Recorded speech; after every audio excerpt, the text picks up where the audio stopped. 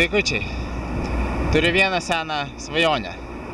Per ledonešį, per stiprų įžą, kai verčia, spaudžia, užgožia ir galimybė nebeišlipti, praplaukti.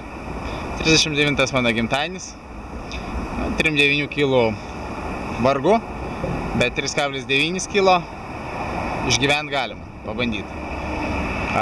Problemos: išlipimas į krantą, visur ledas, iširkluoti arba stačios sienos jau sangrūdos, arba išvis ten tave, kur užspaudžia ledas, ten nei irkluosi, nei išplauksi, nei išlipsi, nei eisi, nes ledas irgi dar nepatvarus ir taip toliau.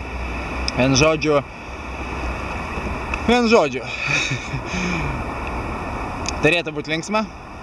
Bandysim. Laikykit kumščius.